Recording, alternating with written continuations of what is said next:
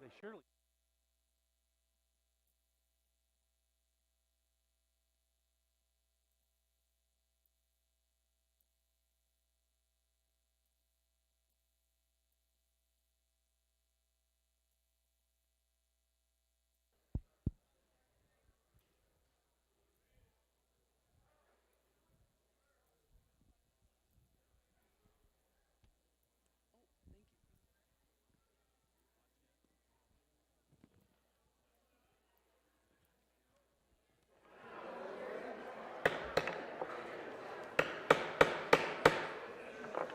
If I could have everyone's attention, if we could get seated, we would like to commence with the meeting.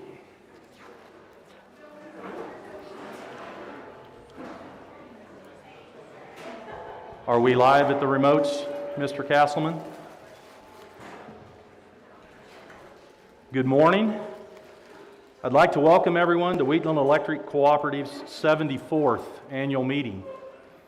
In addition to having the meeting here in Scott City, we will be streaming the meeting live to 7 additional locations in Leota, Tribune, Syracuse, Garden City, Great Bend, Harper, and Caldwell.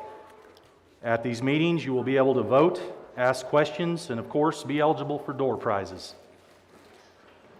Before we get started, I'd like to remind everyone to please fill out your prize slips and place them in the drummer box at your location if you've not already done so.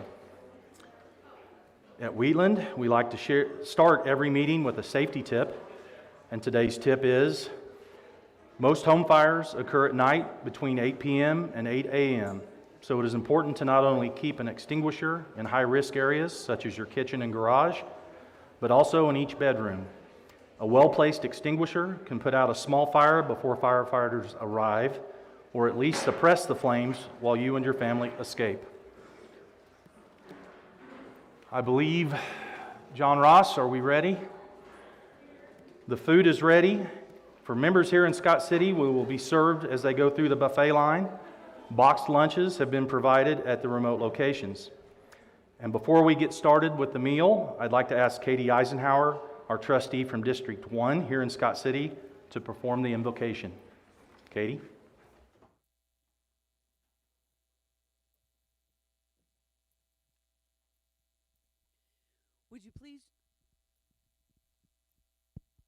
Would you please join me in a posture of prayer?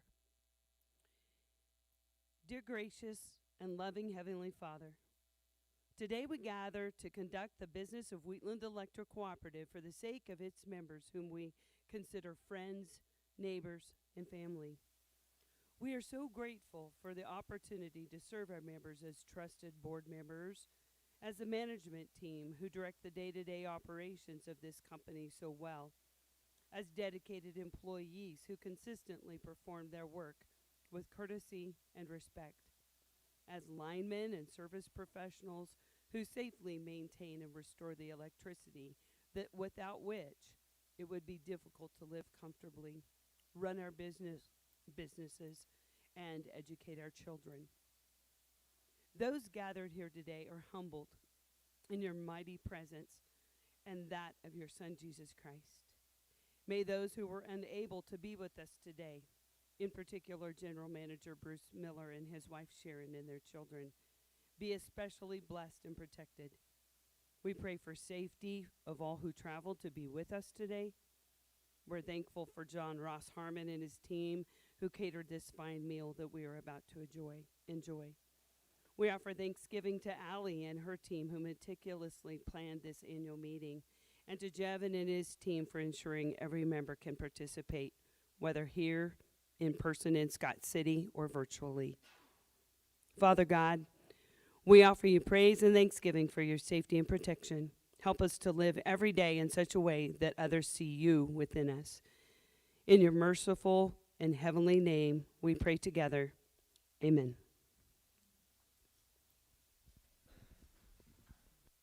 Katie. All right, we were going to try to reconvene shortly after 12 noon with the actual meeting, but we will adjourn for this brief period for lunch. So, Okay, I was just informed. We'll start with the scholarship recipients. Excuse me. You guys get scholarships and you get to go first.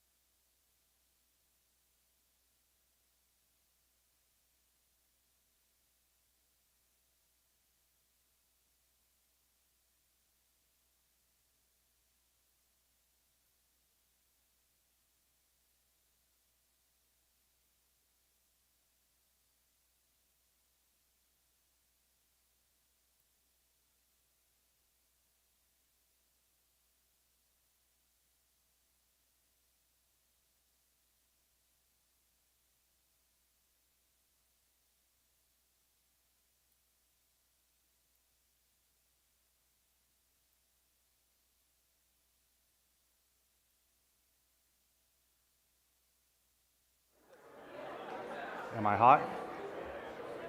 Ladies and gentlemen, hopefully you had a chance to finish your meal, partake in a nice dessert. We're going to give it another minute or two here, and then we'll be ready to start.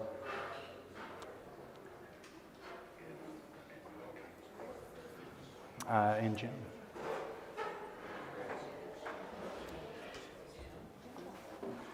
Okay.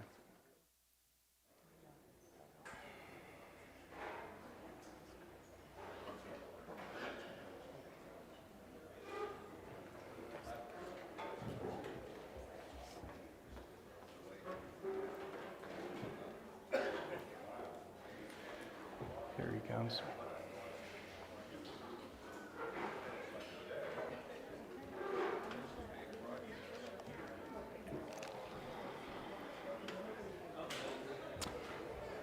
Ready? Yep, let's go.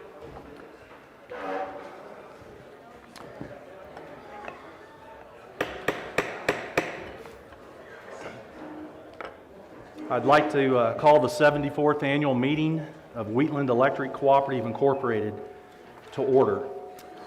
We'll begin with the presentation of the colors, and I'd like to introduce our color guard today, Harold Irwin, Dan Ryan, Trevor Fisher, Josh Yeager, Alan Yeager, and Dave Lewis. All these gentlemen, we appreciate your service. We'll follow the presentation of colors with the Pledge of Allegiance, and we have the Scott Community High School singers here to perform the national anthem. We're ready to post the colors. If all would please rise and remain standing.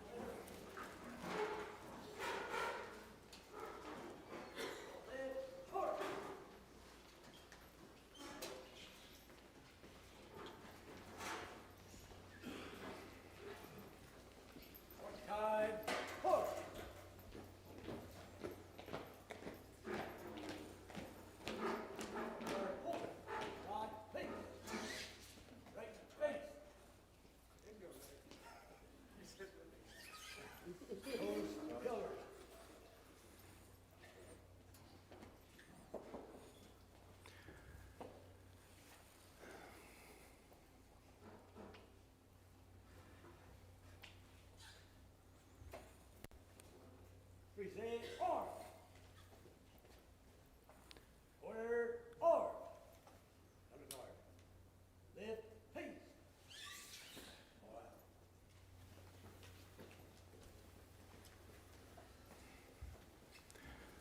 Thank you, gentlemen. If you'd please join me in the Pledge of Allegiance. I pledge allegiance to the flag of the United States of America and to the republic for which it stands, one nation, under God, indivisible, with liberty and justice for all.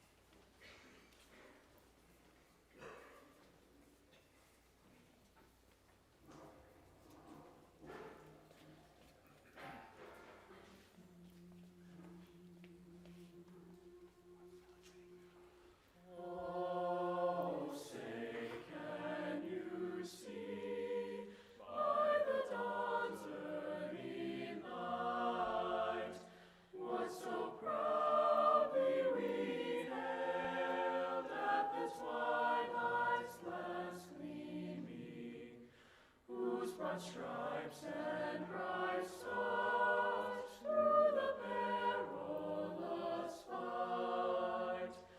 O'er the ramparts we watched were so gallantly streaming, and the rocket's red glare, the bombs bursting in air, gave proof through the night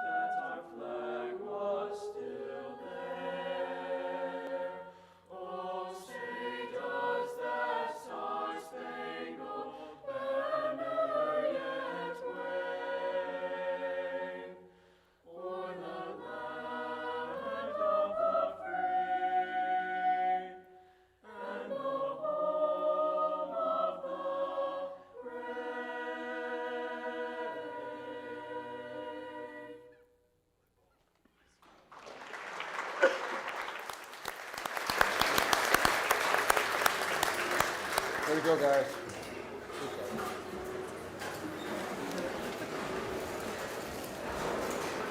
Thank you.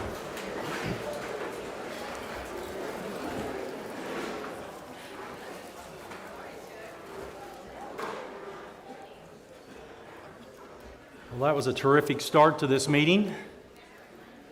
I'd like to take this opportunity to welcome each of you to our 2022 annual meeting. If you've not already done so, please fill out your prize slip and raise your hand so we may come and collect them. We won't be announcing prize winners during the meeting except the grand prize, and the remaining prize winners will be displayed on the video screen at the conclusion of the meeting. Prize winners who are in Scott City today will be able to pick up your prize after the meeting. If you're a winner at one of our remote locations, we will notify you of when and how you will be able to pick up your prize. We appreciate the contributions from several of our vendors on the prizes that have been donated, and we'd like to thank them for those contributions. At this time, I'd like to introduce the officers and trustees of the cooperative and their spouses that might be in attendance. I am your president. I'm Woody Barnes. I represent District 7, and I'm out of Caldwell, Kansas. And my wife, Lori, is attending via the remote location there in Caldwell. Your vice president to my right is Katie Eisenhower, representing District 1 from Scott City. Our secretary of the board is Stacy Addison Howland from District 4 in Syracuse. The treasurer is Mark Arnold, representing District 7, also from Caldwell. I believe his wife, Leslie, is also in attendance at the remote location. Representing District 2 from Leota is Josh Young. From District 3, Tribune, your trustee is Mike Tome. Wes Campbell represents District 5 from Garden City. He's in attendance here today. John Kleistuber also represents District 5 from Garden City. Representing District 6 out of Great Bend, John Sullivan. And also from District 6, Great Bend, is Bob Hiss. Our CEO and General Manager, Bruce Miller, is unfortunately unable to be here today due to a death in the family. Our thoughts and prayers go out to Bruce and his wife, Sharon, with the loss of her father. I'd now like to have Jim McVeigh, as our Assistant General Manager and General Counsel, introduce the rest of the Wheatland executive team.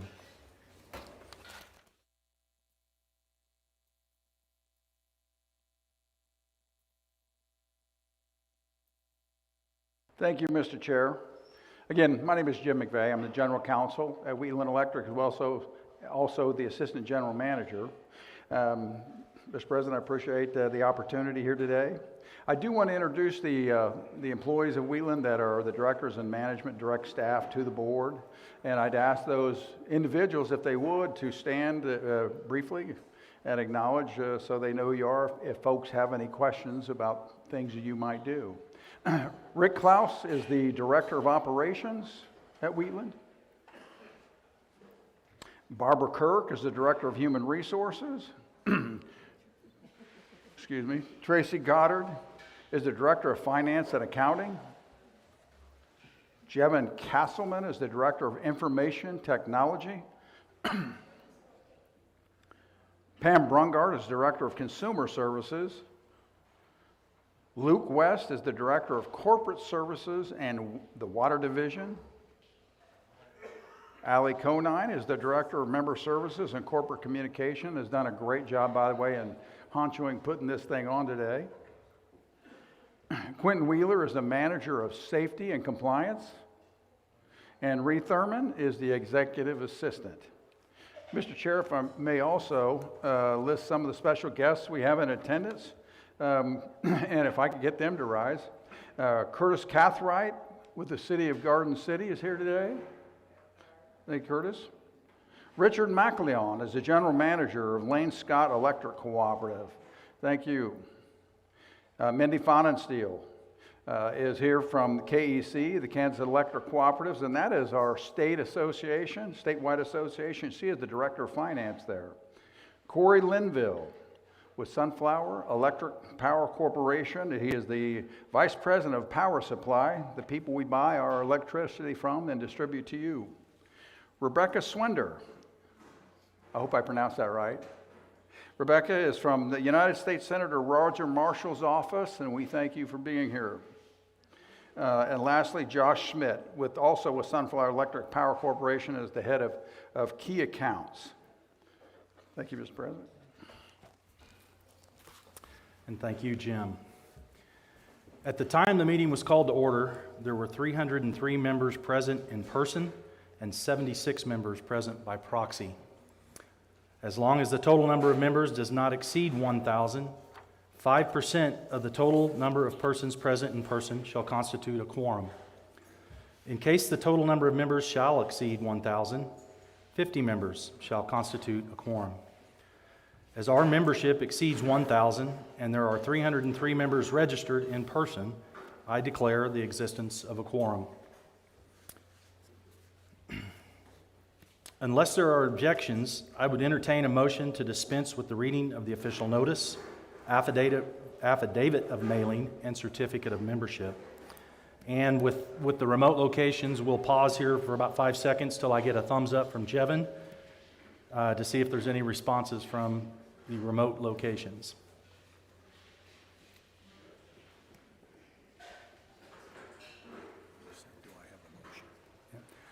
I'm not seeing any indication from Jevin, so do I have a motion to dispense with the reading of the official notice, affidavit of mailing, and certificate of membership?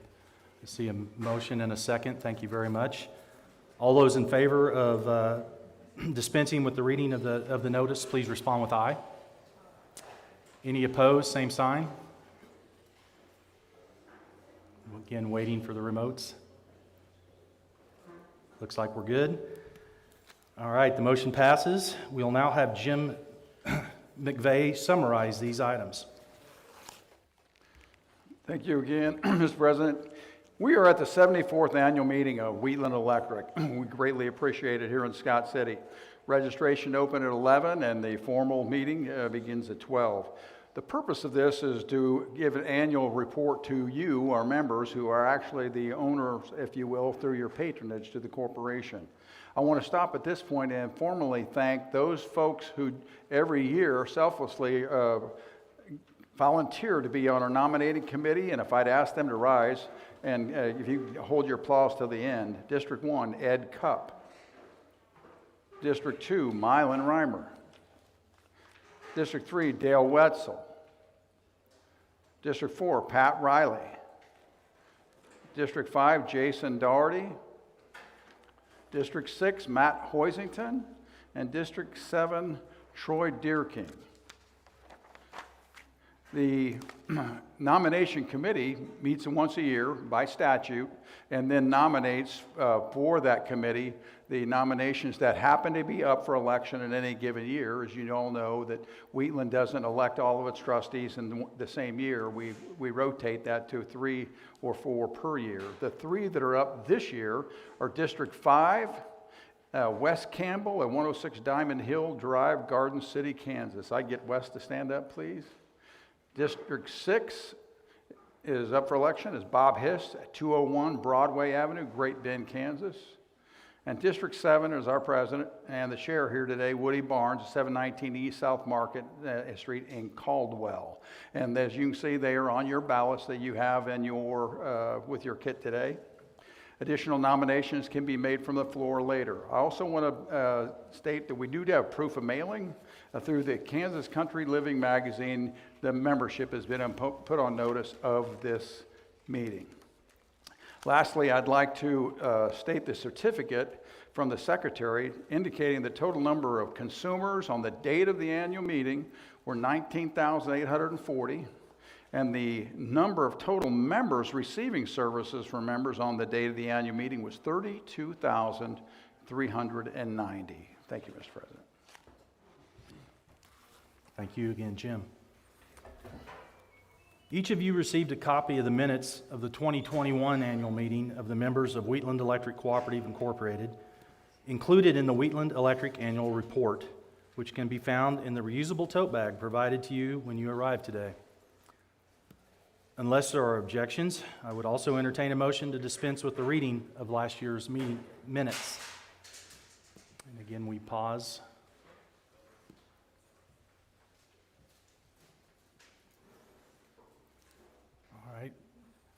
So I'd entertain a motion. Thank you. Do I see a second? Thank you. It's been moved and seconded to dispense with the reading of the 2021 annual meeting minutes. Thank you. All those in favor, please respond with aye. Aye. Opposed, same sign. Hearing no opposition, motion passes. Are there any additions or corrections to those minutes? Do we need to go through that? Okay. We'll now see a video presentation of the financial report.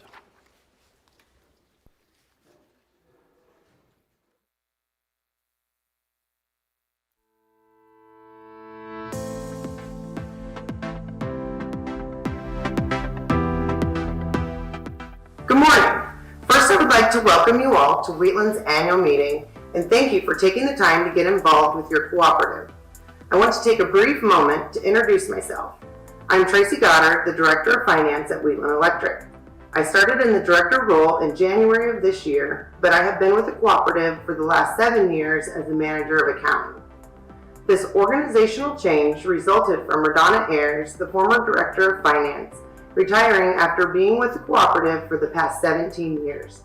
We wish her well in her new chapter. I want to extend my appreciation to Bruce Miller, Wheatland's General Manager, and the Board of Trustees for entrusting me in this role. It is an honor and a privilege to serve the membership of our cooperative. Please take a few moments to direct your attention to the financial information presented in the annual meeting brochure that you received during registration this morning. The financial information stated in your program represents Wheatland's unaudited financial position for the year ending December 31st, 2021. Listed first are the cooperative's income and expenses. The income portion includes the revenues from the cooperative's electric, broadband, and water divisions. Also included is interest income, capital credits Wheatland received from other cooperatives, and non-operating income. Income totaled $134 million for 2021. Next are the expenses, totaling $115 million. And as you can see, the most considerable expense is the cost of power, which increased significantly in large part due to the winter weather event that we all experienced in February of 2021. That event alone increased the cost of power by roughly $17 million. Wheatland's average cost of power for 2021 was 6.4 cents per kilowatt hour, increasing from 5.9 cents in 2020. 2021's profit equaled $20 million, and many factors contributed to this atypical profit. First, the cooperative had 2 significant sales. Wheatland sold the broadband division to the S&T Communications. Also, the sale of a few substations were part of an asset purchase agreement between Wheatland and the City of Garden City, which will be discussed in more detail later today. Another component is a non-cash allocation from our power supplier, Sunflower Electric. When Sunflower retires patronage capital credits or makes a cash distribution to Wheatland, the Wheatland Board of Trustees will decide how to distribute any cash retirement received. In December 2021, the Board of Trustees approved the retirement of $1 million. The membership received a bill credit applied to active member accounts or checks for former members. Also presented is the 2021 balance sheet. The cooperative plant assets were $375 million at the end of the year. Wheatland continues to perform maintenance and improve the total distribution system to enhance the safety, reliability, and quality of electricity to enhance the lives of the members we serve. The last piece of information that I would like to share with you today is property taxes, which help support the city and county governments in funding your community public schools, community safety, streets, parks, libraries, and animal shelters.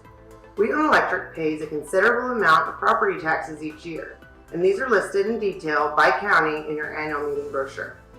In 2021, Wheatland paid property taxes in 18 counties, totaling $4,320,316. To summarize the year of 2021, we experienced many challenges, such as the extraordinary winter weather event in February, and many exciting changes for our membership. For instance, the sale of the broadband division. We continued to pay down our long-term debt and structured our loan portfolios to lock in historically low fixed interest rates to keep future interest expenses low and maximize savings. We continue building a stable equity position that has resulted in capital credit payments to you, our member owners, totaling $5 million over the last 5 years. The cooperative continues to meet the financial requirements of our lenders. This concludes the financial report for the year ending December 31st, 2021. My contact information is on Wheatland's website. I welcome the opportunity to answer any questions that you may have. Thank you again for joining us today, and we hope that you enjoy the remainder of Wheatland Electric Cooperative's annual meeting.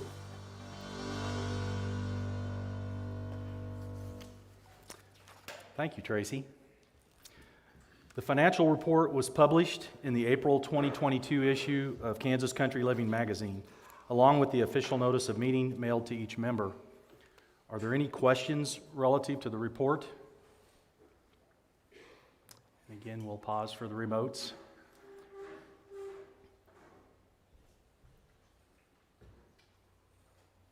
All right, seeing no questions, I call for a motion to accept the financial report as mailed to each member of the cooperative. Also moved. Thank you. Do I hear a second?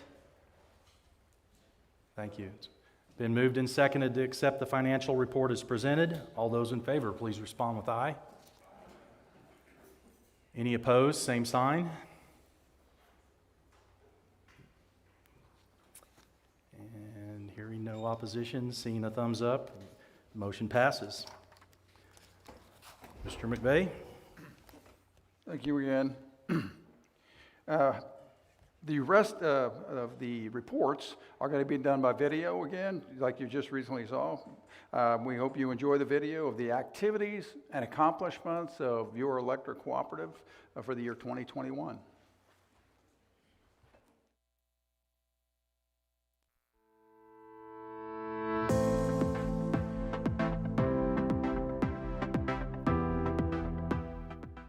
Hello, I'm Bruce Miller, CEO and General Manager of Wheatland Electric Cooperative, Inc., and I'd like to welcome you to the 74th Wheatland Electric Annual Meeting. 74 years is a long time, and we want to thank you, the members, for allowing us to serve you. As we have in the past 3 years, to be more transparent with our members and more convenient, we are simulcasting this year's annual meeting to Wheatland's 7 other area office locations: Great Bend, Leota, Tribune, Syracuse, Finney County, Garden City, Harper, and Caldwell. I'd like to welcome those members in attendance. Today, we want to tell the Wheatland Electric story for 2021. In this story, we will focus on the 2021 winter weather event, the ongoing pandemic, the Garden City asset purchase, 3 new member programs, information technology, cybersecurity, and S&T's purchase of Wheatland Broadband. Let's first talk about the winter weather event. A polar vortex across the country caused historically low temperatures and ice and snow to grip much of the nation during the winter weather event of February 13th through the 18th of 2021, stressing both electric generating capacity and the ability of the transmission grid to move power from state to state and region to region. You'll see on this chart how significant this February freeze was, with 12 days of temperatures below freezing. Heating systems were working in overdrive to keep homes and businesses warm during this polar vortex. Our team worked to provide ample information to our members during this winter weather event through social media, press releases, direct mailer to all our members, and through our website. During February and March, I shared video updates with you, our member owners, on social media to provide information regarding the winter weather event. February's history-making temperatures led to history-making conditions across the electric grid. Due to the shortage of natural gas, high electricity demand, and transmission overload, coupled with low wind energy production, for the first time in its 80-year history, the Southwest Power Pool, SPP, had to direct rolling short-term electricity interruptions across its 14-state area. We appreciate our members' understanding during these interruptions. Without these energy curtailments, we could have been faced with a much more severe and longer outage that would have been devastating to the communities that Wheatland Electric serves and to our region. During the week of February 13th through 18th, utilities were required to purchase natural gas at record high cost. Prior to the cold weather event, electric providers had access to natural gas ranging from $2.75 per MMBTU to $4.15 per MMBTU. From February 13th through February 18th of 21, the price of natural gas ranged from $3.39 to $9.99 per MMBTU. Then on February 19th, the price of natural gas dropped back down to $9 per MMBTU. These extreme natural gas prices, coupled with the extremely cold temperatures during February's historic cold spell, caused members to use more electricity than they would during a normal February and contributed to a higher than normal March 2021 bill, which was for February usage. This additional cost was put into a winter weather event power cost adjustment, PCA line item on each bill. The PCA is a rate mechanism electric utilities use to recover fluctuating purchase power costs. The financial impact of the winter weather event to Wheatland was just above $17.5 million. Wheatland does not hold sufficient cash reserve funds to cover these type of financial events. Because of that, the co-op secured financing to pay this extremely large wholesale power bill. Wheatland wanted to ensure members had an equitable and manageable option to pay these anticipated additional power costs. So in late February of last year, the Wheatland Electric Board of Trustees voted to allow any additional costs from this winter weather event to be spread out evenly over a 12-month period. I am pleased to inform you that at the time of the production of this video today, 99.9% of the 2021 winter weather event dollars have been billed. This was a tremendous accomplishment by our staff and you, our members. I want to thank each of you. Job well done.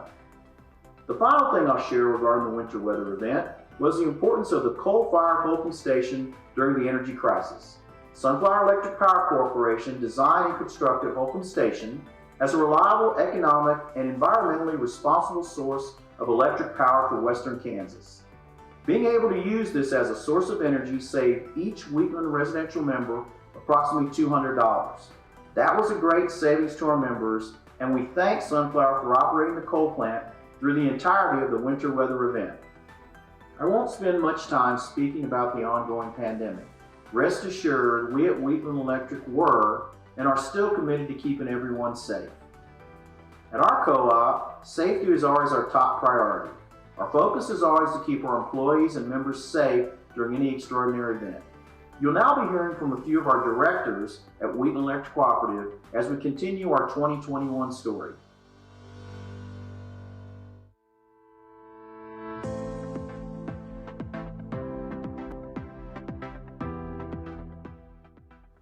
Hello, my name is Rick Klaus, Director of Operations for Wheatland Electric. I am happy to announce the completion of the Wheatland Electric City of Garden City Asset Purchase Agreement. The signed agreement process started in September 2019 and was completed in December of 2021. Wheatland Electric had some electric substations that bordered the City of Garden City service territory.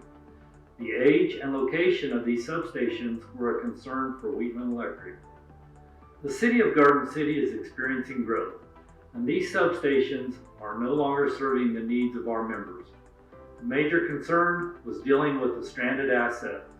Plus, we have the need for new substations in our service territory that are more conveniently located. The agreement consists of the sale of several electric substations to the City of Garden City to avoid creating stranded assets for Wheatland Electric. The result is new substations strategically placed in Wheatland territory with the capabilities of growth for the next 30 years. The good news for the Wheatland members, someone else paid for this transition. Thank you for attending the Wheatland Electric annual meeting.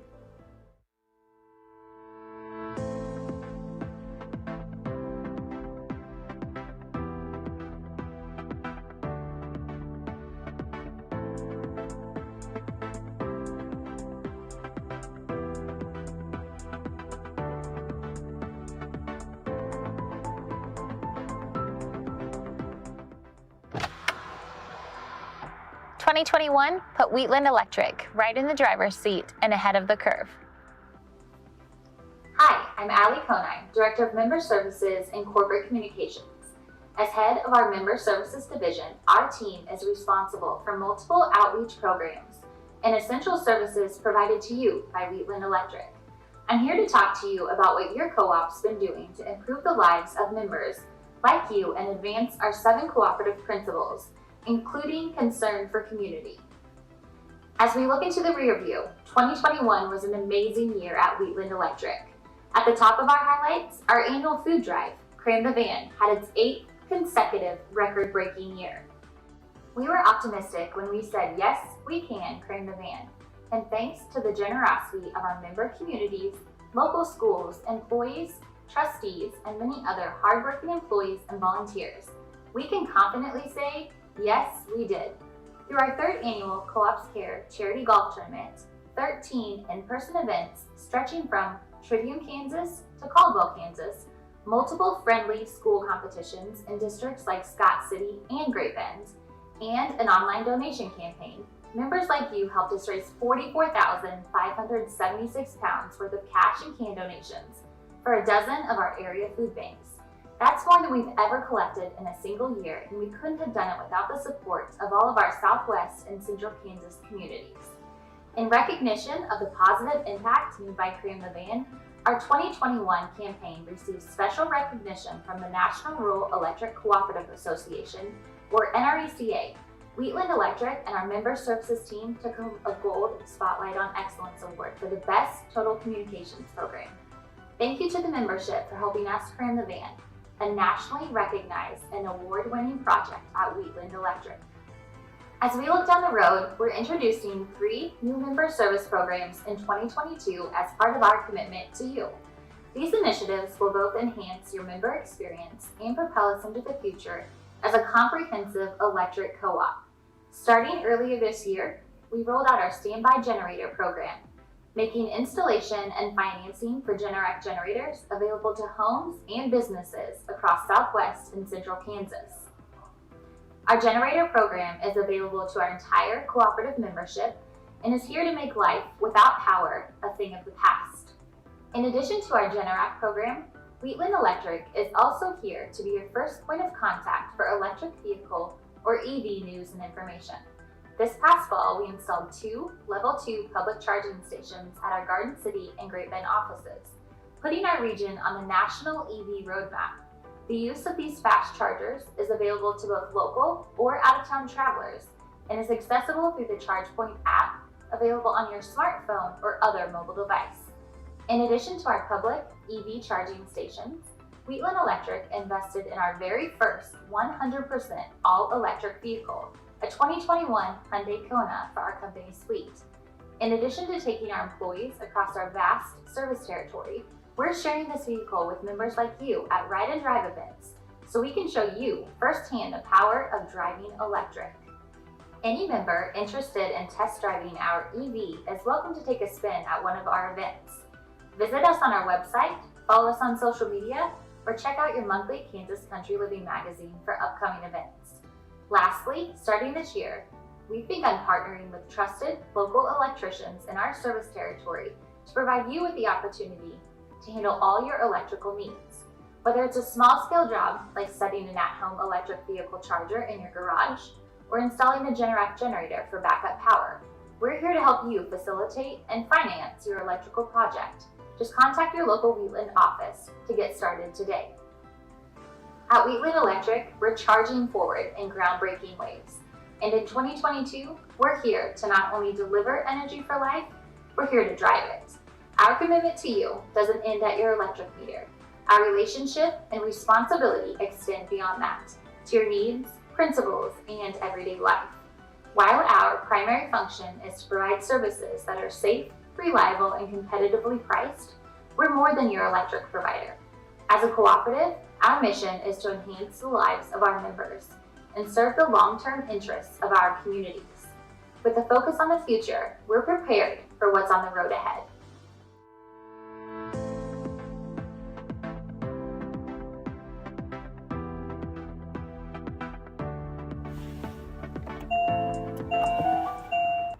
So sit back and enjoy the ride as Wheatland Electric drives energy for life.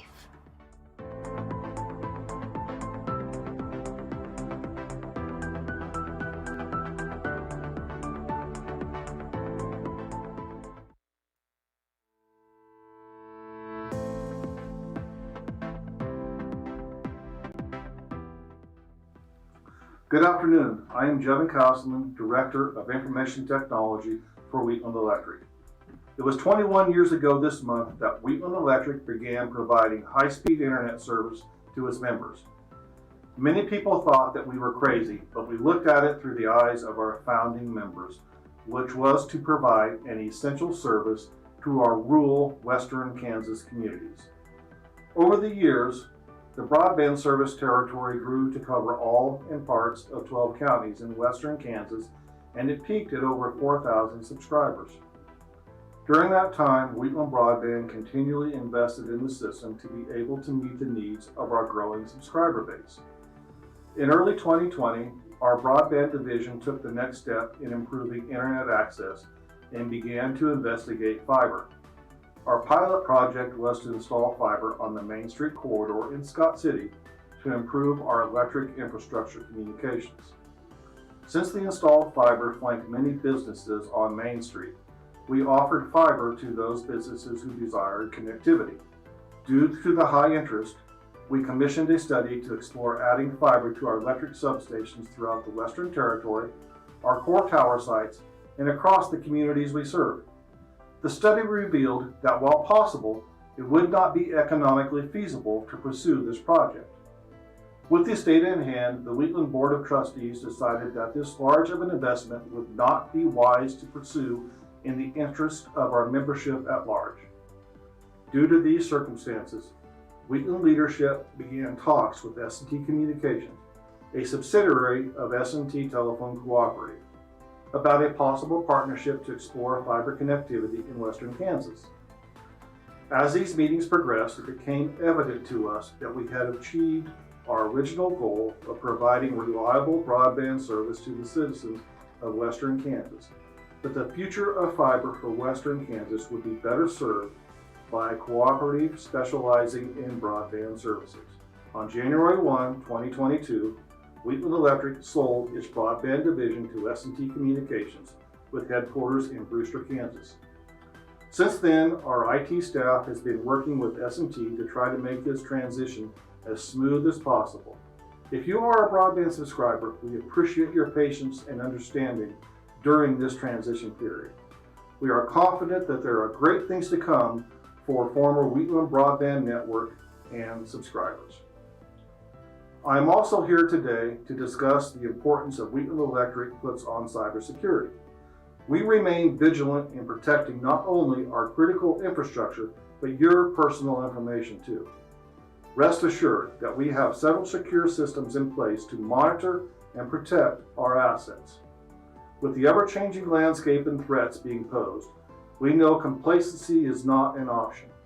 Wheatland is in the process of implementing a zero-trust architecture, which simply means that if you want access to our network, you're going to have the proper credentials, and you're going to have to prove that it is really you. If you are able to make it past those checks, then we will grant you access to the network and to the information you need. But it doesn't end there. All digital traffic at Wheatland Electric is continually monitored for malicious activity and improper requests.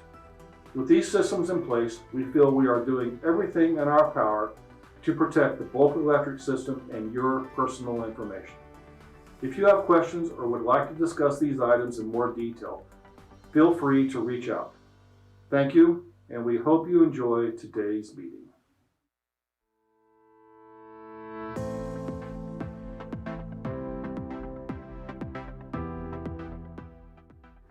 Good morning. My name is Jim McVeigh. I'm the Assistant General Manager and General Counsel for Wheatland. I work mainly out of the Great Bend office. I'm here today to talk to you about the newest Wheatland office building in the Wheatland Territory. That is the Great Bend District 6 office at 210th Street. Wheatland was faced with some difficult decisions about District 6. Wheatland had some dated buildings that were going to need significant investment, and the buildings were at two different locations in Great Bend. Also, Sunflower Electric Power Corporation, as you know, they are Wheatland's wholesale power supplier, shared both locations with Wheatland.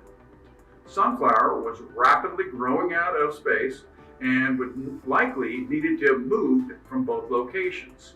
Wheatland wanted to keep Sunflower in Great Bend and on Wheatland lines. Wheatland's Board of Trustees and the General Manager came up with a win-win solution for both companies. Wheatland decided to purchase new property and construct a new building at a new location that combined all of its operations and administration at one location. This better serves our members. That's our focus. This building was constructed with the future in mind, and it will permit Wheatland to use the most up-to-date technology in serving our members. This building shows our commitment to District 6 for generations to come. Also, Sunflower purchased Wheatland's other locations that will remain in Great Bend on Wheatland's service lines. We thank Sunflower for its commitment to Great Bend. Wheatland's new building has several interesting features. Wheatland's general manager, Bruce Miller, wants the new building to feature a green park that could demonstrate the use of renewable energy sources. This also includes 2 new electric vehicle charging stations. Wheatland wants to set the tone in looking to the future in rural Kansas. Wheatland wants to look forward to what is next for our industry and what's next in energy generation sources. The Green Park features solar panels and a wind turbine that is connected to a storage battery that can illuminate the entire Green Park at night. The Green Park also has a water storage system that can be used to irrigate the lawn in the summertime. Further, the electric vehicle charging stations are part of a software application that puts this location on the map for travelers passing through central and western Kansas. Wheatland invites you all to come out and visit the new Green Energy Park. Thank you, and I hope you enjoy your annual meeting. As you've seen, 2021 was a great year at Wheatland. We completed almost in its entirety the winter weather event billings. We developed new member programs to meet your needs, including our electric vehicle chargers, Generac generators, and electrician services. We completed the new Great Bend facility that allows us to develop better team efficiency to serve the membership and opened our green space to inform and educate members like you about the benefits of renewable sources of energy. In 2021, we also completed the sale of our 34.5 kV assets to the City of Garden City, and we completed the sale of Wheatland Broadband to S&T Communications, a subsidiary of S&T Telephone Cooperative. The proceeds from the Garden City Asset Purchase Agreement enabled Wheatland to build 2 new substations that will meet the membership's needs for the next 30 years. The S&T Asset Purchase Agreement allowed Wheatland Electric to hand off the duties of supplying reliable broadband services to our members to a cooperative entity that focuses on providing broadband service 100% of the time and will exponentially increase broadband capacity and speeds to our former broadband members. Those 2 transactions, along with a capital credit payment from Sunflower Electric, allow Wheatland Electric to pay off long-term debt in the amount of $20.5 million. Speaking of paying capital credits, Wheatland Electric paid capital credits in the amount of $1 million in December of 2021 in the form of bill credits. This makes 5 consecutive years that we have been able to pay capital credits for a 5-year total of $5 million. I want to end with the fact that we cannot provide you excellent consumer and member services without a great team. As you look around the room, you will notice the folks wearing teal shirts or black sweaters. These are Wheatland's employees. They're the ones that assist us with fulfilling our vision of providing essential services that are safe, reliable, and competitively priced to enhance the lives of our members, and our mission of delivering energy for life. Let's give them a round of applause. Thank you. They're an amazing group and a pleasure to lead. I'd also like to thank you, the membership, for allowing us to serve you. I'll finish by sharing that at Wheatland Electric, we've always tried to put the good of our community first. While our primary function is to provide services that are safe, reliable, and competitively priced, we are more than just your electric provider.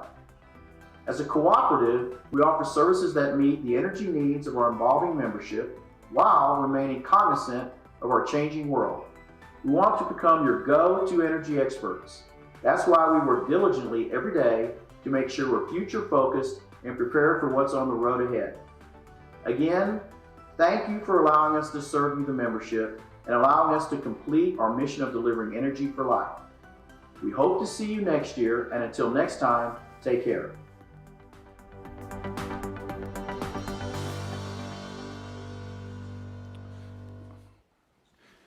Well, after that, are there any questions from the membership? Looking for the remotes also. Yes, if you would, stand up so we can all hear you, sir, and we'll try to get you an answer.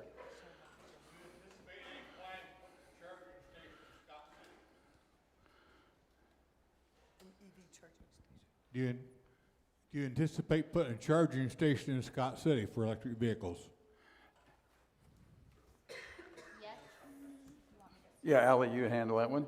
Because right now, there's only place between Oakley and Garden City, not a very good distance for people to travel with electric cars. My daughter has a Tesla, and I put a charging jack in my business for her, but had one in. Yes, the plan in the future is to have EV charging stations at all of our Wheatland offices. And with the new electric vehicle charging program, the installation of EV charging stations at your residence is something that we are looking forward to doing. So yes, we would like to add more charging stations. Are there any further questions? How about the remote locations? Being there are no further questions, next on the agenda are the youth scholarship presentations, and I'll turn it over to the Director of Member Services and Corporate Communications, Ally Conine. Okay. The Electric Cooperative Youth Tour has brought high school juniors in Washington, D.C. for a week in June every year since the late 1950s. Students apply to their local electric cooperatives for sponsorship to visit the nation's capital. Wheatland is also proud to sponsor the Cooperative Youth Leadership Camp in Steamboat Springs. Students from Oklahoma, Colorado, Wyoming, and Kansas attend this camp at the Glen Eden Resort every year in July. However, due to the ongoing pandemic, this year we've elected instead to provide 4 $1,000 college scholarships to selected high school juniors who have applied. Stacy Addison Howland, District 4 trustee, will present the certificates to scholarship recipients. This year, the 4 students are Cordell Brown, Wichita County, Leota.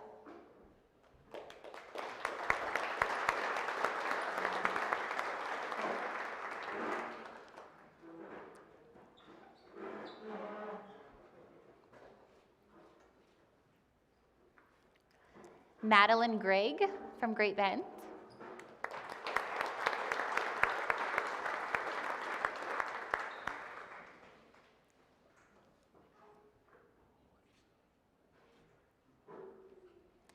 Bailey Hutchison from Garden City.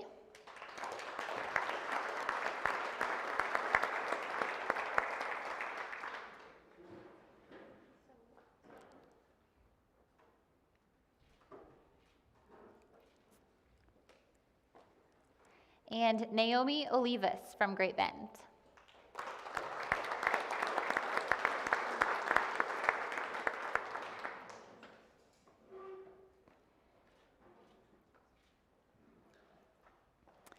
Each year, Wheatland awards up to $14,000 in scholarships to high school seniors who will be attending post-secondary institutions. This year, we've awarded 12 scholarships to students attending a high school in Wheatland service territory, and 2 scholarships to students of Wheatland members who do not attend a high school on Wheatland lines.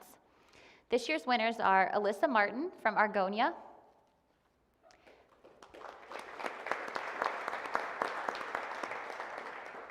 Allie Brenneman, who's an at-large winner,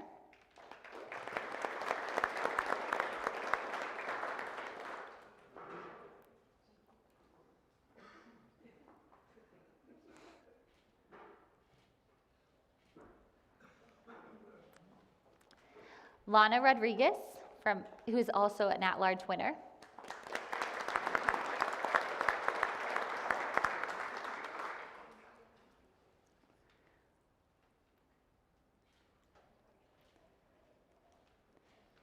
Tatum Lee from Caldwell,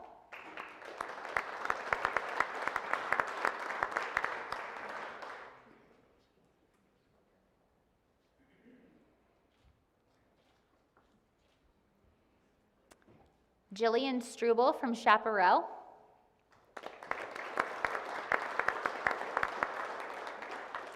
Iris Wood from Conway Springs.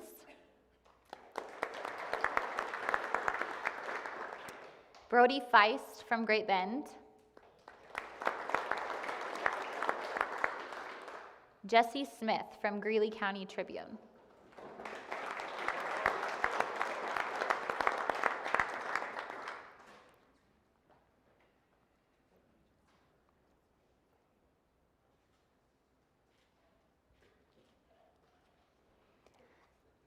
Morgan Hammond from Holcomb.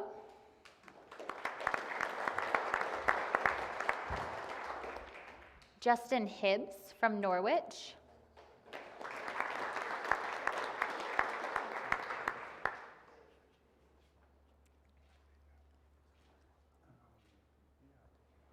Chelsea Rose from Scott City.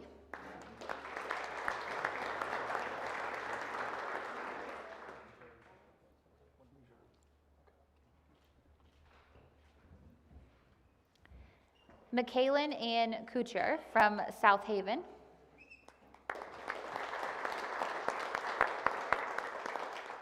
Miles Stum from Syracuse.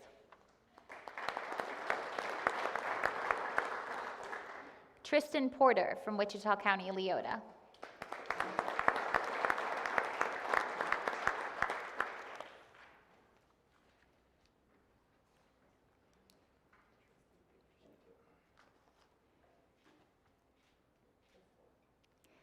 Congratulations to all of our scholarship recipients. Next, Chairman Barnes will recognize Wheatland employees for their years of service and commitment to the cooperative.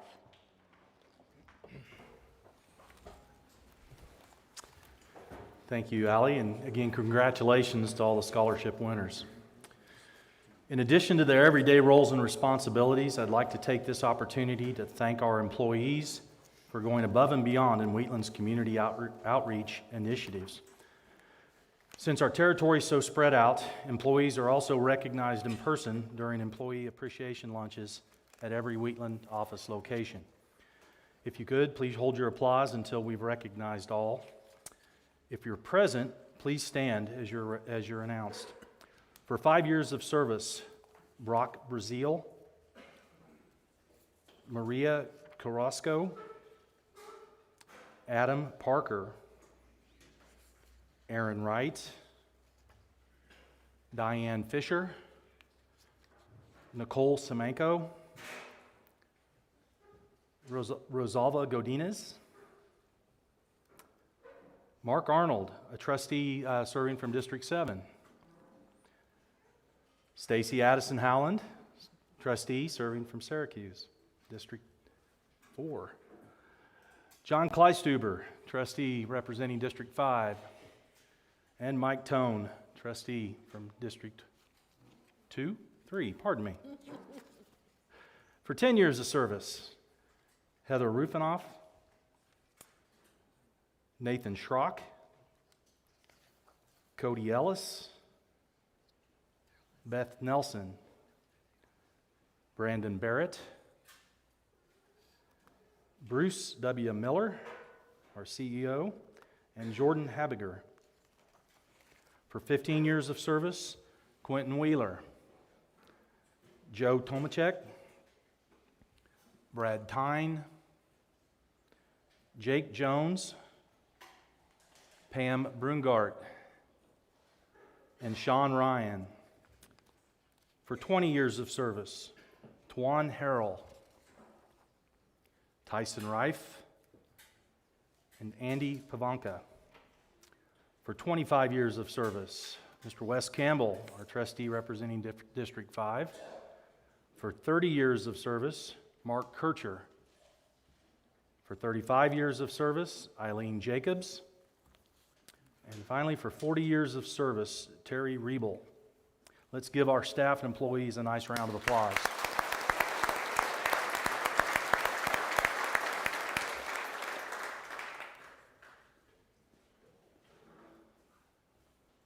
How much was that? Yeah. Okay. Right.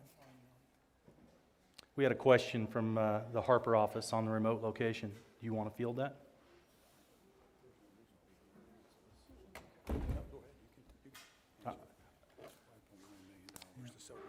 All right, the question out of Harper in District 7 was how much was the broadband service, WBS, sold for. That was $5.9 million. As far as the net and gross on that, don't have the specifics, but it was a positive for Wheatland, and as it was described in the presentation, the capital investment that was going to be required to continue with the broadband service, it felt like it was cash prohibitive and better suited to a telephone cooperative to move forward with that type of infrastructure. Do we have any old business that needs to come before the meeting? And again, we'll pause to see if there's any responses from the remote locations.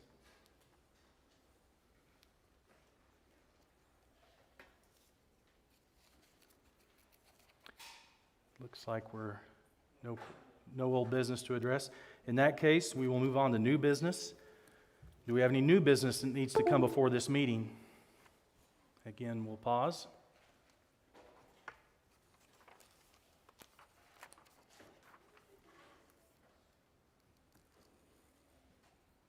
Okay. Hearing none, we will now have Jim McVeigh present the nominating committee report. Thank you again, Mr. President. First of all, I have to announce that because of the activity in District 7, that we will stop registration for voting at this time. We need to pass that on to the districts. I want to again thank the nominating committee, and if they're here, I want them to stand up. I think we've already done this, but there's Ed Cupp, Mylan Reimer, Dale Wetzel, Pat Riley, Jason Doherty, Matt Hoisington, or Troy Durking. Please stand up. Can I give them a round of applause? Thank you guys. Really appreciate what you do for us. It's all volunteer work, and we really appreciate it. The districts up for election. Wheatland has 3 districts up for election. District 5 comprises most of Finney County, Eastern Kearney County, and a small portion of northwest Gray County. District 6 serves the Great Bend in Barton County. District 7 serves members in parts of Harper, Kingman, Sumner, and Sedgwick counties. The following trustees have been nominated by the nominating committee that you've just met for these 3 positions that are up for election this year. One is in District 5, it's Wes Campbell, 106 Diamond Hill in Garden City. District 6 is Bob Hiss at 2001 Broadway Avenue in Great Bend. District 7 is Woody Barnes, 719 South Market. The bylaws provide that chairman shall call for additional nominees from the floor at this meeting, and the nomination shall be governed by the rules and regulations as to nomination in districts as heretofore set forth for the Committee on Nominations, and said nomination shall not be closed until at least 1 minute has passed, during which no additional nominations may be made. At this time, I need to inform you of those qualifications for making a nomination for a trustee.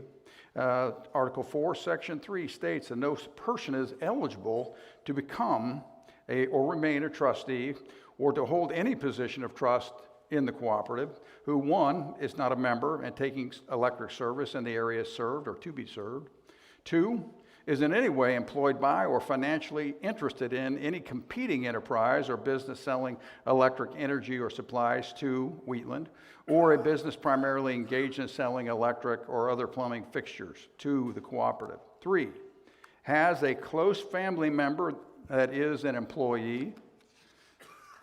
4, and this is Article 4, Section 4, requires that any member nominated must be a resident of the district for which they are nominated. Nominations from the floor. At this time, if there are any nominations from the floor, please stand, face the podium, state your name, and the full name of the member to be nominated. And if you're at a remote location, please stand so Wheatland staff may notify the meeting organizers. At this point, we need 60 seconds.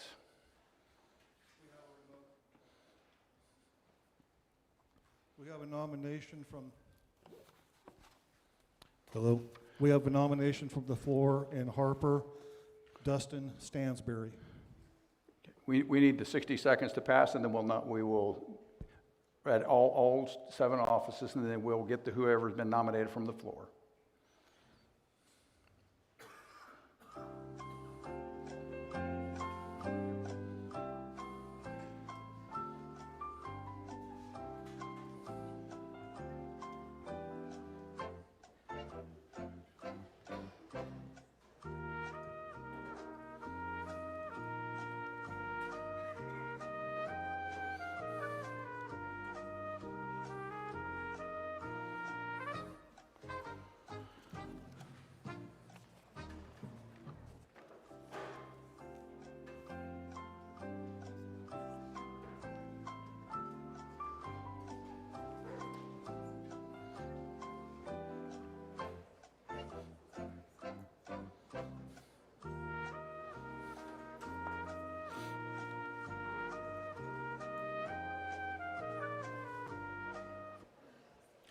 Are there any nominations from the floor in the road offices? We have a nomination from a Scott Bluebaugh, apologize if I'm not saying that correctly, nominates Dustin Stansberry. And ladies and gentlemen, I've already vetted Mr. Stansberry because we have been on the phone call. That's what we've been kind of running around doing here. So to vote, since it will be a mail-in ballot, what you would need to do is write Justin Stansberry's name under District 7 in your ballot. And you would, if you vote for him, you would have to mark your ballot in the box next to his name that you wrote in. At this time, since there was only one nomination for the floor and for only District 7, at this time I'll accept a motion to accept District 5 and District 6 candidates from the nomination committee, because it would only take one vote in their favor. They're unopposed otherwise. So I would accept a motion. Motion, second. All in favor of District 5, Wes Campbell, and District 6, Bob Hiss, serving another 3 years as running unopposed, signify by saying aye. Aye. Any opposition signify by saying nay. Hearing none here, waiting for the districts.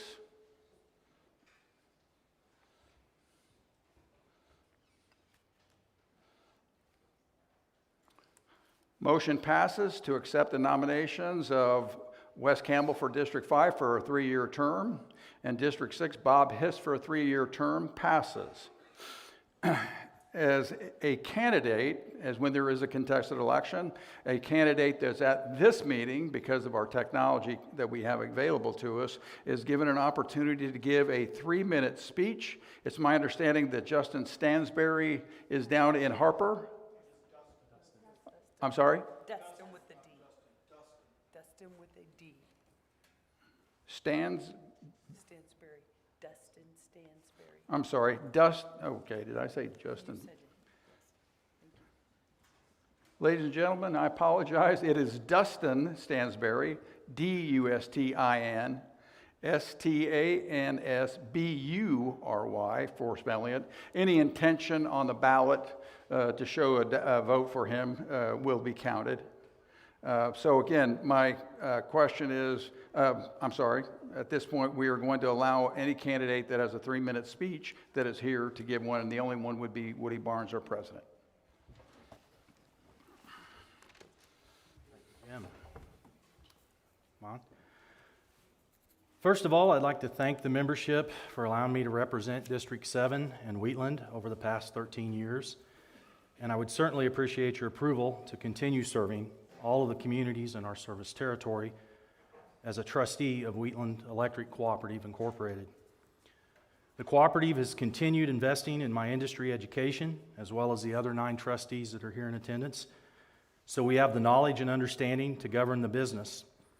As a trustee and board president of Wheatland, I help provide oversight on the financial condition, our compliance with our board policies, corporate bylaws and state statutes, and with the long-range and strategic planning that are needed for organizational planning and budgeting. In addition to my duties as a Wheatland trustee, I have been selected by my fellow trustees to represent Wheatland, along with Wes Campbell, on our Generation and Transmission Cooperative Board, Sunflower Electric Power Corporation. My service on these two boards requires a substantial commitment of time for travel to and from meetings, meeting time, continuing ed, and a lot of reading and homework. But as I stated in my biography that is in the handout, I believe in the cooperative business model and the value that we as Wheatland bring to rural Kansas.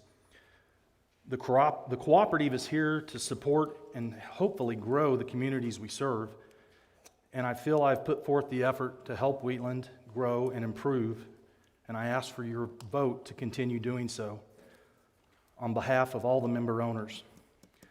Thank you again for allowing me to serve, and I humbly ask for your vote. Thank you. I will now count on volunteers that I already rounded up to keep this moving along for a ballot county committee to meet over there by the door as we walk in, and we'll go in the room and count the ballots. The ballot county committee is Rick Klaus, Brandon Barrett, Lynn Fries, and Bill Miller. What's that? Yeah. You will find in front of you in your reusable tote bag that you received when you arrived today that your ballot is in there. I'd ask you now, if you would, please mark your ballots.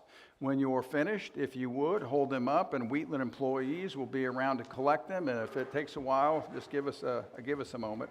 At this time, I'm going to go count the ballots that we organize the ballot county committee.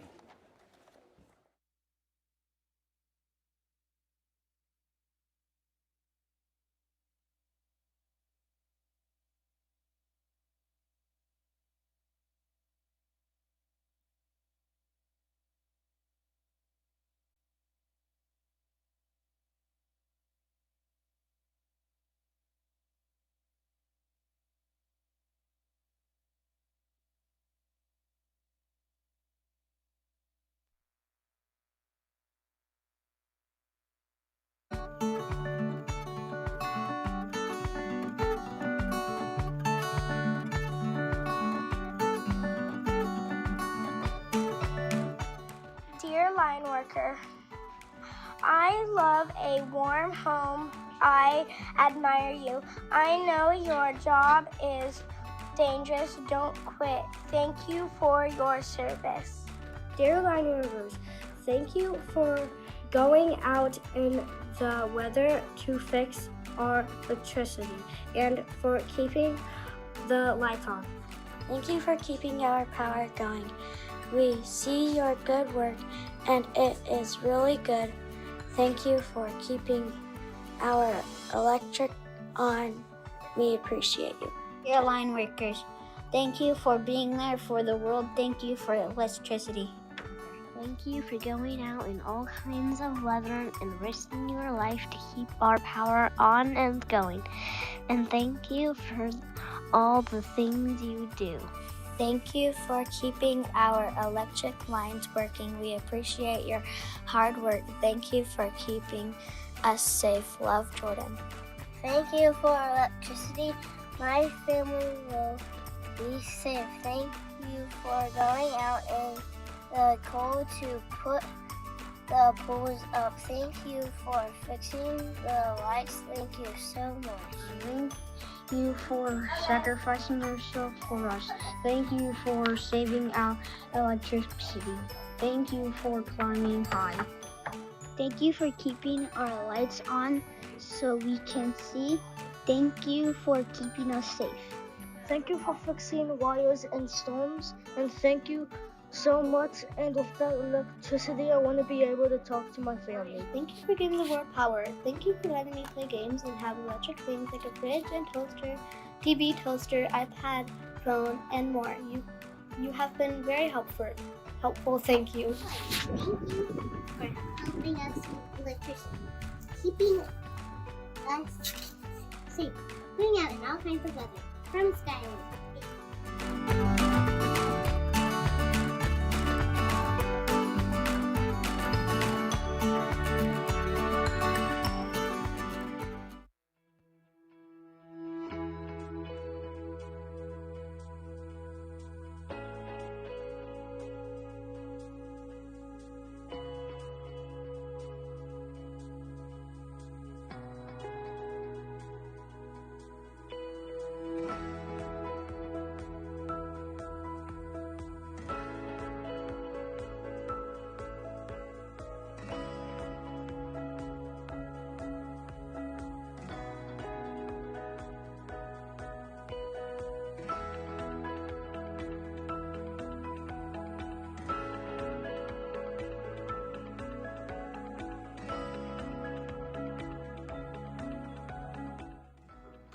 culture of safety isn't just about telling people what you want them to do.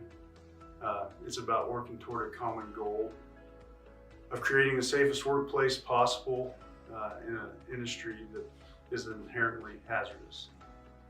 And it's something that has been emphasized from the top down at Wheaton Electric. So we have many different ways that is done. The meetings that the foremen have with their line crews to conduct job briefings before any work that is done by two or more guys at Wheaton Electric.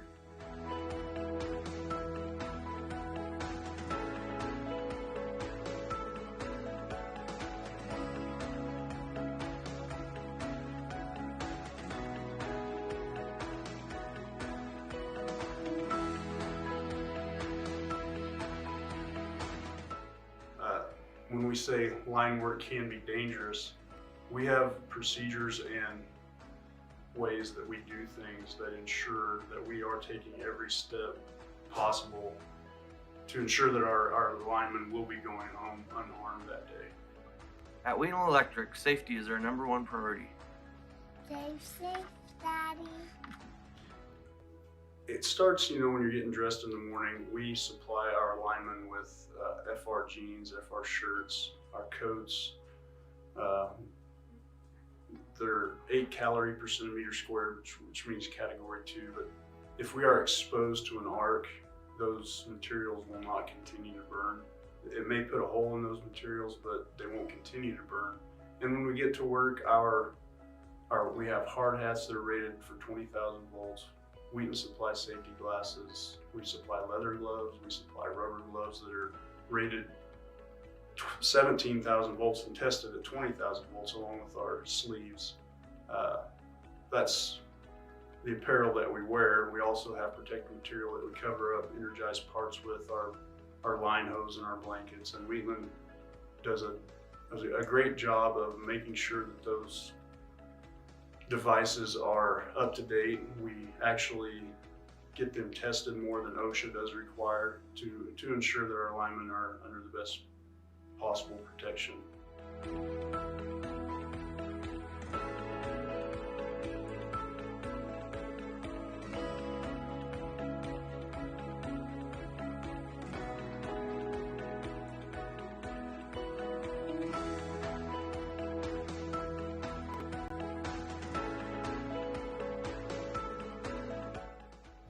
Work safe, return safe, because we love our daddy.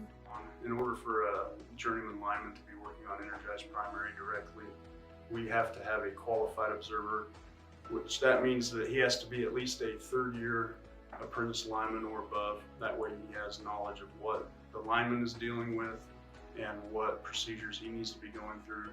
Ensure that he has things covered up around him so he's only working at one potential at a time.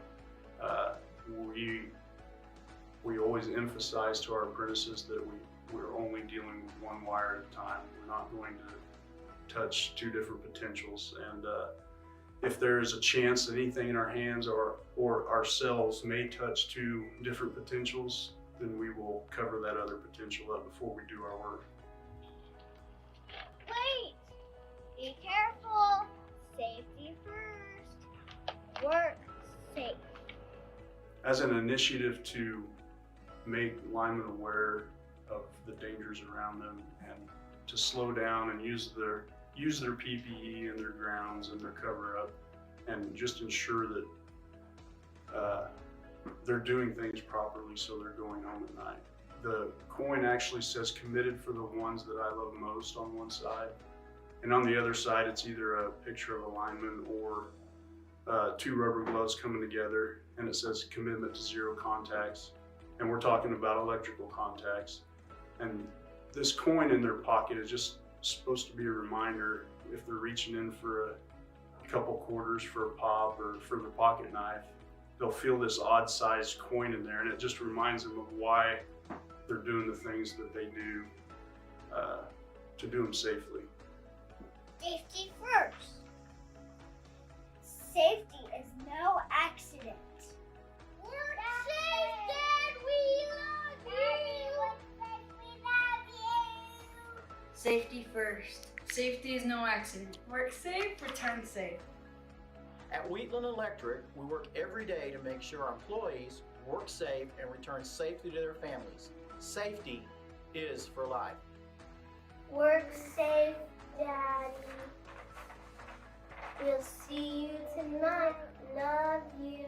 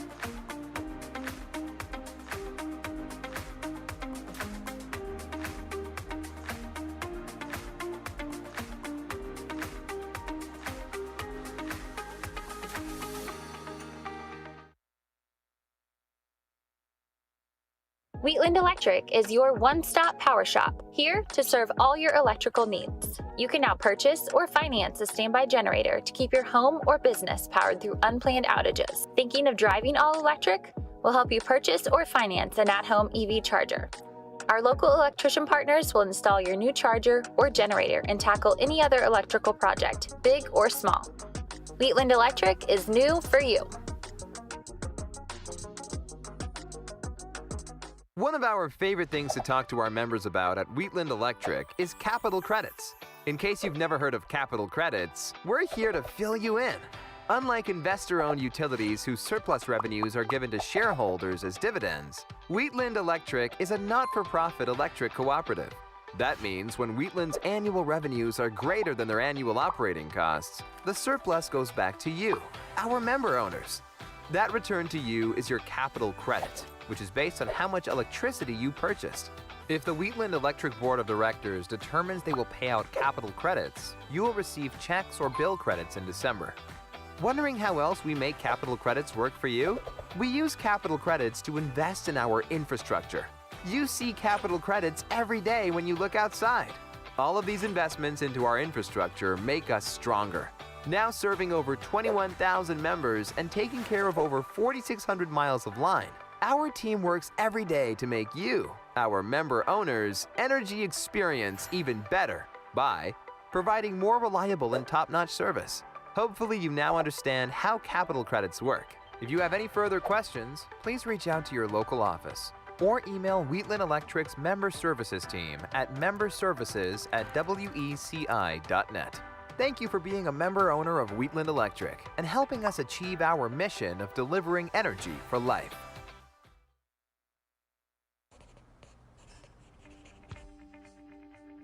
Our story starts back in 1844 in not-so-merry England, where a group of weavers, fed up with the high price of company store groceries, pooled their money to buy their own food, creating a new form of business, the cooperative. The idea caught on. Here in the U.S., President Roosevelt gave electric cooperatives a jump start with the founding of the Rural Electrification Administration, the REA, telling American farmers and ranchers, if you want electricity, you can do it yourselves. And they did. Rural men and women quickly began scraping together the $5 needed for membership and equity in the co-op. Up went the poles and wire and lines to bring rural folks what they so desperately needed, power. Soon, electric cooperatives popped up all across the country, transforming the way of life in rural America. Today, there are more than 900 electric co-ops in the U.S., bringing electricity to some 42 million Americans. So how do cooperatives work? First off, cooperatives are not for profit. Money comes in from members when they pay their electric bills. Money goes out to pay co-op expenses. A little bit is set aside for emergencies and the future. Any leftover is returned to members. Pretty sweet, huh? But it's not just about the money. Co-ops exist only to serve their members.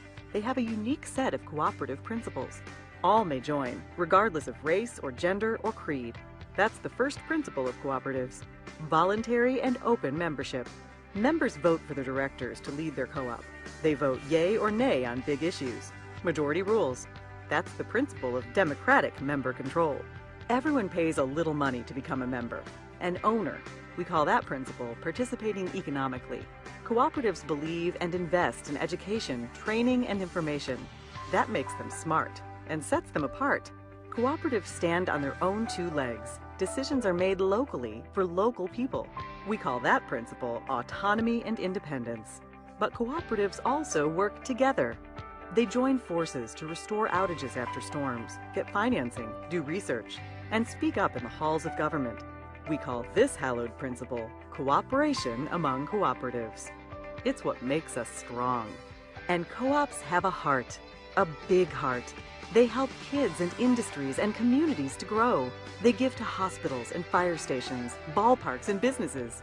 Cooperatives deeply demonstrate this principle: concern for community. Community's a cool concept. Communities are just groups of people. And that is the cooperative's secret ingredient. It's the dedicated people who work day in and day out to provide reliable and affordable power. It's the elected people who shape the policies and tackle the big issues. For the most important group of people, the members. Members. The whole reason cooperatives exist. Now that's the cooperative difference. And that's the cooperative advantage. Brought to you by the passionate people of NRECA.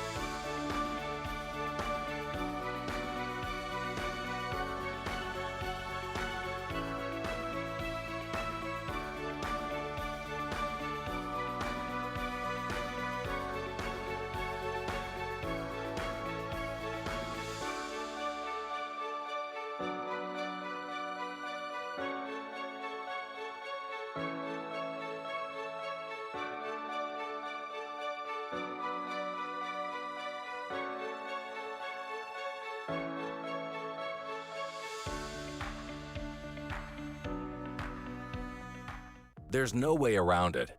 Accidents happen. Would you know what to do if your vehicle crashed into an electric utility pole? While it may seem far-fetched, every year, tens of thousands of accidents occur when utility poles are struck by vehicles and other large equipment. Let's review what you should and should not do if you find yourself in this situation.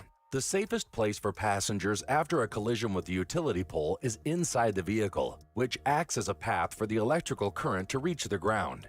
You are safe inside the vehicle, but if you get out, you could be electrocuted. If your car hits a utility pole and brings down a power line, stay in your vehicle and wait until help arrives and power lines have been de-energized. Call your electric utility or 911 for emergency assistance. You should only exit the vehicle if a fire occurs, which is rare. If this happens, jump out and away from the vehicle, making sure no part of your body or clothing touches the ground and the vehicle at the same time. Land with both feet together and in small, shuffling steps, move at least 40 feet away from the vehicle to safety. The ground could be energized, so by keeping your feet together and shuffling away, you decrease the chance of electrical current entering your body through one foot and out the other. It's also worth noting what to do if you witness an accident involving down power lines. If you see an accident like this, remain in your vehicle. Remember, the ground could be energized. Call the local electric utility or 911 to ensure help is on the way. When a collision with the utility pole occurs, most people are not thinking about electricity, but knowing what to do and what not to do could be the difference between life or death. We hope you never find yourself in this situation, but if you do, remember these safety tips to avoid electrocution. For more electrical safety tips and information, contact your local electric utility.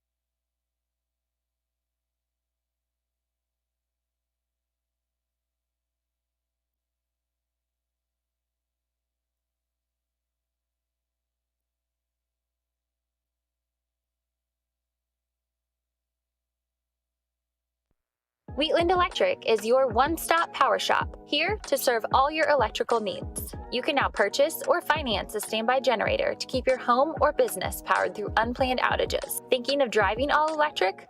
We'll help you purchase or finance an at-home EV charger. Our local electrician partners will install your new charger or generator and tackle any other electrical project, big or small. Wheatland Electric is new for you.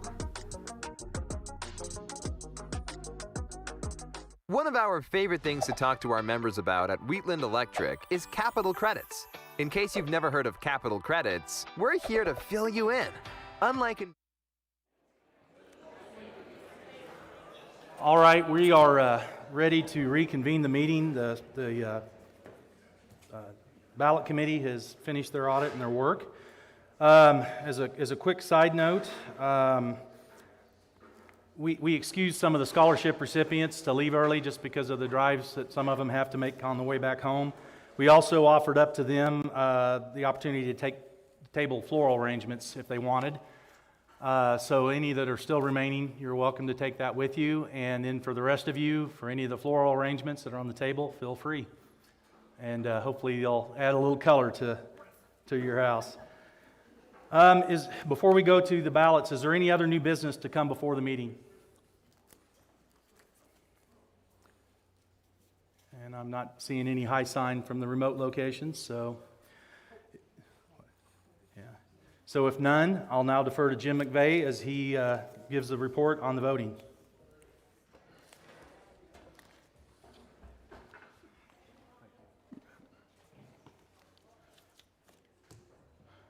The results and the following are the trustees have been elected to Wheatland Electric Cooperative for starting a period of 2022. District 5, Wes Campbell. District 6, Bob Hiss. District 7, Dustin Stansberry.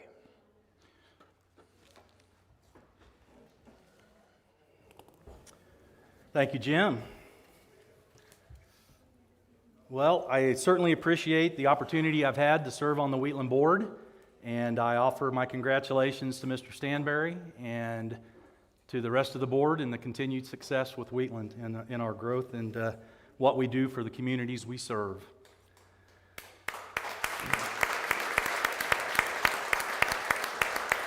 Thank you. We will now announce the winner of the grand prize, which is an iBot Roomba i4 Plus, Mr. Lynn Freeze.